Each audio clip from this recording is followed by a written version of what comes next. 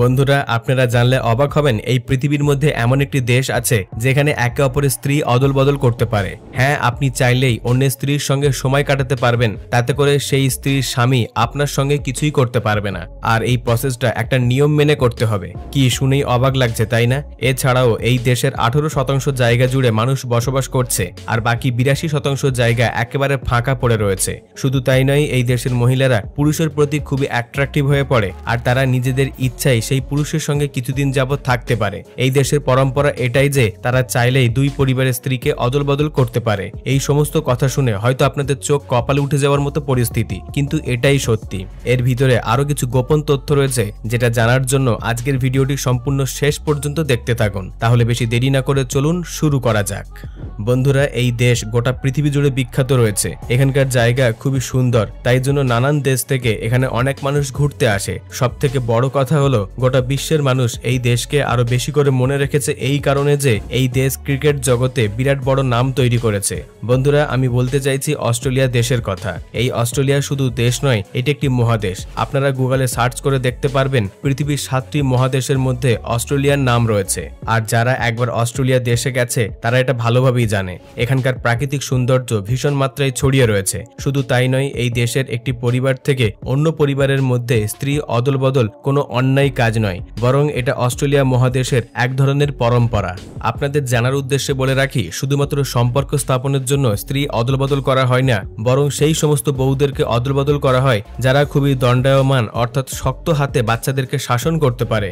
যে পরিবারে দুইজন স্ত্রী থাকে সেখানে একটি স্ত্রী শক্ত হাতে সকলকে শাসন করে আর অন্য একটি স্ত্রী খুবই নরম স্বভাবের হয়। তাই যারা সমস্ত দিক ঠিকমতো খেয়াল রেখে শাসন করে চলে তার উপর এই সমস্ত দায় দায়িত্ব দেওয়া হয়। এবারে কোনো স্ত্রী একটি পরিবার বদল করে অন্য একটি পরিবারে যায়, সেখানে গিয়ে যদি তার মন চায় হ্যাঁ আমি এখানে সুন্দর সম্পর্ক গড়ে সারা জীবন থাকতে চাই, তাহলে সে সেখানে গিয়ে থাকতে পারে। এই স্ত্রী অন্যের পরিবারে গিয়ে অপর স্ত্রীর সঙ্গে কম্পিটিশন করে সমস্ত পরিবারকে খুশিও করতে পারে। সেই নতুন স্ত্রী যদি সব দিকটা ঠিকমতো সামলাতে পারে তাহলে তাকেই জয়ী করা হয়, যার ফলে সেই স্ত্রীটি অনেক পুরস্কার পায়। তবে বন্ধুরা, কিছু কিছু পরিবার আছে যারা এই পরম্পরাকে মানে না। এখানকার বেশিরভাগ মানুষই এই পরম্পরা মেনে চলে। শুধু তাই নয়, খুবই কম সময়ের মধ্যে তারা একে অপরের স্ত্রী অদল বদল করে থাকে। অস্ট্রেলিয়ার 82% জায়গা এক প্রকার মরুভূমির মতো পড়ে রয়েছে। সেখানে রয়েছে সমুদ্র, পাহাড় এবং সমতল ভূমি। এই জায়গাগুলি পুরো ফাঁকা অবস্থায় পড়ে রয়েছে। এই দেশের উপকূল রেখায় তৈরি হওয়া শহরেতে বেশিরভাগ মানুষ বসবাস করে।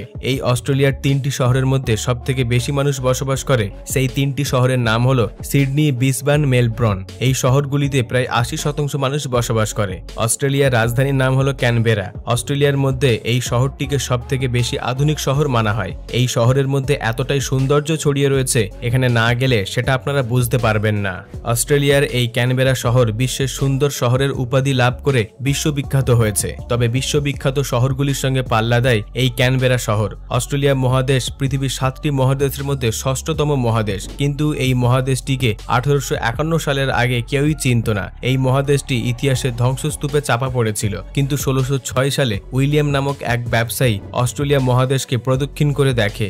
এই উইলিয়াম ইন্দোনেশিয়া থেকে ব্যবসায়িক সামগ্রী নিয়ে জলপথে যাত্রা করছিল। ঠিক তখনই জলপথের এক ধারে বিরাট বড় একটা আইল্যান্ড দেখতে পায়, যেটা ছিল অস্ট্রেলিয়া। কিন্তু 164 বছর আগে অস্ট্রেলিয়াতে কোনো বাইরের মানুষ আসা যাওয়া করতো না। এরপর ব্রিটিশ খোঁজকর্তা জেমস কুক এই অস্ট্রেলিয়া আইল্যান্ডে কিছু মানুষের সঙ্গে যায় 1770 সালে, কিন্তু অস্ট্রেলিয়ায় বসবাস করা বাসিন্দারা তাদেরকে মেরে সেখান থেকে তাড়িয়ে দেয়। এরপর আর্থার ফিলিপ 11টি জাহাজে করে 300 থেকে 400 সৈনিক নিয়ে অস্ট্রেলিয়ার দিকে রওনা দেয়। তারপর অস্ট্রেলিয়ার উপকূল এলাকায় তারা তাদের ডেরা বানিয়ে নেয়। এরপর ধীরে ধীরে এই অস্ট্রেলিয়াকে ব্রিটিশ সাম্রাজ্যের অংশ করে নেয়, কিন্তু তখনও পর্যন্ত অস্ট্রেলিয়াকে বেশি মানুষ চিনত না। তারপর ব্রিটিশরা চেয়েছিল অস্ট্রেলিয়ার মধ্যে তারা বিরাট বড় একটা সাম্রাজ্য তৈরি করবে, কিন্তু সেই উপকূল থেকে যতই ভিতরে ঢুকতে থাকে ততই তারা নিরাশা এবং হতাশজনক জায়গার সন্ধান পায়। কারণ অস্ট্রেলিয়ার উপকূল এলাকা ছেড়ে ভিতরের সমস্ত এলাকা এক প্রকার মরুভূমির মতো ছিল, যেখানে মানুষ বসবাস করার জন্য উপযোগী নয়। সেখানে প্রচন্ড গরম ছিল, এমনকি অনেক হিংস্র জন্তুর জানোয়ার ছিল। আর এই কারণে ব্রিটিশরা অস্ট্রেলিয়ার উপকূলবর্তী এলাকায় তাদের শহর নির্মাণ করতে শুরু করে দেয়।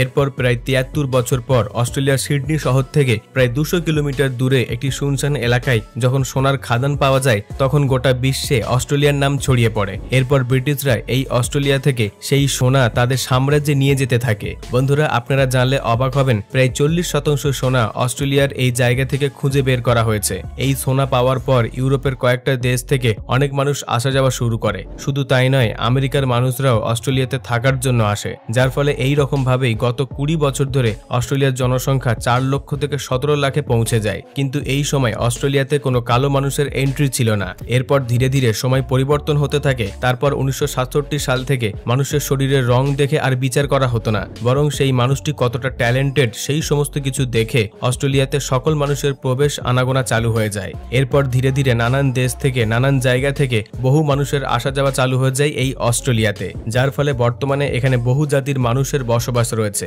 প্রায় 76,80,287 স্কয়ার কিলোমিটার এরিয়া জুড়ে ছড়িয়ে রয়েছে এই অস্ট্রেলিয়া। সমগ্র পৃথিবীর মধ্যে প্রায় 5% জায়গা জুড়ে অবস্থান করছে। শুধু তাই নয়, অনেক মহাদেশকে জুড়ে এই অস্ট্রেলিয়া মহাদেশ সৃষ্টি হয়েছে। এই কারণে এটি সবথেকে বড় মহাদেশ বলা চলে। শুধু তাই নয়, এখানকার প্রাকৃতিক সৌন্দর্য, ইতিহাস, সমুদ্রের রূপ ইত্যাদি প্রতি বছর বহু মানুষকে নানান দেশ থেকে আকর্ষণ করে এই দেশে টেনে নিয়ে আসে। আপনারা শুনলে হয়তো অবাক হবেন, প্রায় 90 লক্ষের মতো মানুষ প্রতি বছর এই অস্ট্রেলিয়া মহাদেশের মধ্যে ঘুরতে আসে। অস্ট্রেলিয়া মহাদেশের মধ্যে এমন সমুদ্রের কিনারা আছে যেখানে মানুষ পুরো নগ্ন অবস্থায় ঘুরে বেড়ায়। এখানে একটা দুটো সমুদ্র সৈকত নেই। আপনারা জানলে হয়তো অবাক হবেন, অস্ট্রেলিয়াতে প্রায় 12,000টি সমুদ্র সৈকত রয়েছে এবং এর উপকূল রেখা 50,000 কিলোমিটার দৈর্ঘ্য। এখানকার মানুষরা সূর্যোদয়ের সঙ্গে সমুদ্র সৈকতের সৌন্দর্য দারুণভাবে উপভোগ করে। এছাড়াও সমুদ্রের বেশিরভাগ সময়টা নগ্ন অবস্থায় টুরিস্টকে দেখতে পাওয়া যায়, আর এটি অস্ট্রেলিয়াতে একটি সাধারণ ব্যাপার। এদের এই জিনিসটি এতটাই পছন্দে এসে গেছে যে অস্ট্রেলিয়ার মানুষরা থাইল্যান্ডে গিয়ে টুকরো টুকরো বহু আইল্যান্ডে নিজেদের মতো গ্রাম সৃষ্টি করে বসবাস করছে। সেখানকার মানুষ কোনো পোশাক আশাক পরে না। অস্ট্রেলিয়ার বেশিরভাগ অংশ শূন্যস্থান অবস্থায় পড়ে রয়েছে, কারণ সেখানে থাকার উপযোগ্য নয়। সেখানে খুবই বিষাক্ত ধরনের সাপ থেকে শুরু করে অনেক কীটপতঙ্গ বসবাস করে। এই জন্য অস্ট্রেলিয়াকে সাপের দেশ বলাটা ভুল হবে না। কিন্তু এই সমস্ত সাপগুলি অস্ট্রেলিয়ার শহরে আসে না, তারা তাদের নিজস্ব জায়গায় বসবাস করে, অর্থাৎ শুনশান বা মরুভূমি এলাকায়। বন্ধুরা, আপনারা এটা নিশ্চয়ই ভালোভাবে জানেন, কাঙ্গারুকে অস্ট্রেলিয়ার জাতীয় পশু হিসেবে মানা হয়। অস্ট্রেলিয়াতে বহু জায়গায় এই কাঙ্গারুকে ঘোরাফেরা করতে দেখা যায়। কিন্তু সবথেকে অবাক করার মতো কথা এটাই যে তাদের রাষ্ট্রীয় পশুকে সেখানকার মানুষরা ধরে খেয়ে নেয়। শুধু তারা তাদেরকে ধরে খায় না, বরং অন্য দেশে বিক্রিও করে দেয়। অস্ট্রেলিয়ার রাষ্ট্রীয় ভাষা হচ্ছে ইংলিশ, কিন্তু এখানে শুধুমাত্র ইংরেজিতে কথা বলা হয় না, এখানে প্রায় 429টির মতো ভাষায় কথা বলা হয়। এতগুলি ভাষার মানুষ এই জন্য হয়েছে কারণ সমগ্র বিশ্ব থেকে বহু ভাষার মানুষ এখানে এসে বসবাস করতে শুরু করে দিয়েছে। এবারে তারা যাতে করে একে অপরের সঙ্গে কথা বলতে পারে, সেই কারণে সেখানকার রাষ্ট্রীয় ভাষা ইংরেজি করে দেওয়া হয়েছে। বন্ধুরা, অস্ট্রেলিয়ায় অপেরা হাউস উপস্থিত রয়েছে সিডনিতে। এই অপেরা হাউসকে ডিজাইন করেছে একজন ড্যানিশ স্থাপত্য শিল্পী। এই বন্দর তৈরি হয়েছিল 1933 সালে। এই ডিজাইন এতটাই সৌন্দর্যশীল হিসেবে তৈরি হয়েছে যে এখানে অনেক বড় বড় আয়োজন পর্যন্ত করা হয়। এই স্থাপত্যের ঠিক পিছনেই রয়েছে সিডনি হারবার ব্রিজ, যেটি পুরোপুরি স্টিল দিয়ে তৈরি। এই ব্রিজ প্রায় 101 বছর পুরাতন। এই ব্রিজের নিচের অংশে বহু গাড়ি যাতায়াত করে, কিন্তু উপরের অংশে পায়ে চলার রাস্তা রয়েছে।